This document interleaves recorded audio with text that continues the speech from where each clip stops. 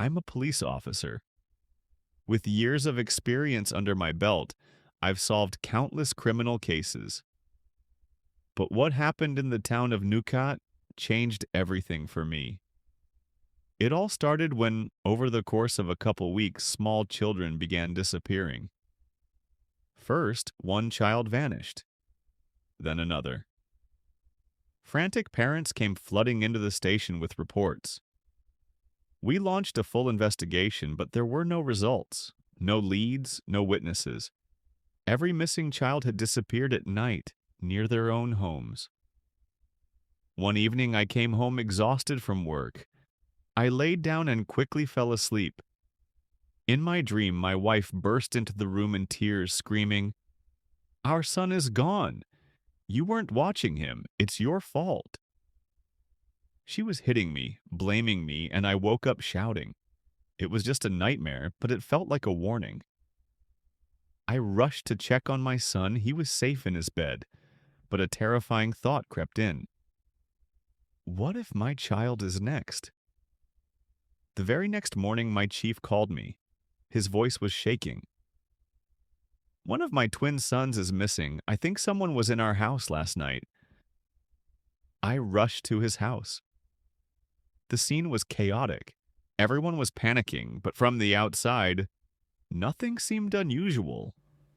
The doors and windows were all locked. There were no signs of forced entry. Soon after, while patrolling the outskirts of town, I spotted a dog carrying a dirty bag in its mouth. I didn't think much of it at the time, but over the next few days I kept seeing the same dog around the chief's house. It started to seem suspicious. One evening, I saw the dog digging near the edge of a field. I got closer, found the bag, and inside were children's clothes. That's when I began a private investigation, one I couldn't trust even my chief with. I found an old abandoned barn not far from town. Inside, I found restraints, children's belongings, and bloodstains. In one corner, I discovered a hidden camera still recording. I took the memory card and reviewed the footage. What I saw made my blood run cold. In the dead of night, a man walked into the barn carrying a bag. He buried it in the dirt near where the dog had been digging.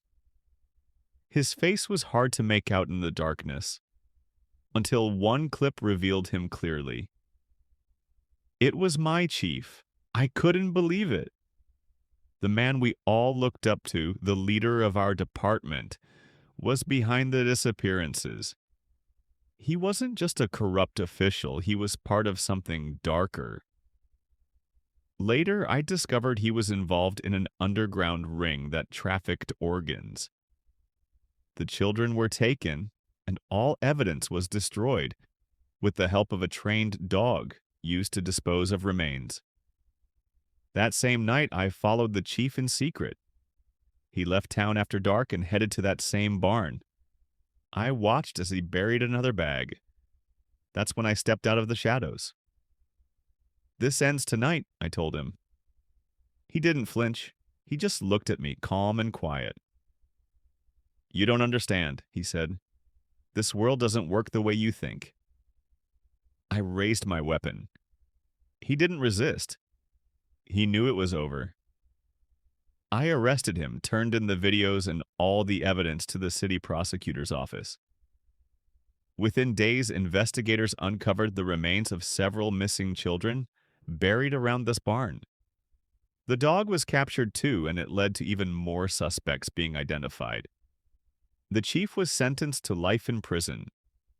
He never confessed, but the evidence spoke for itself. I was temporarily removed from duty, but I saved my son, and I exposed the truth so that no more parents would have to suffer the way so many already had. Sometimes at night, I still hear dogs barking and glance toward the window, half expecting to see something in the shadows. That case will never leave me. I've learned something I'll never forget. The most dangerous enemy is the one hiding inside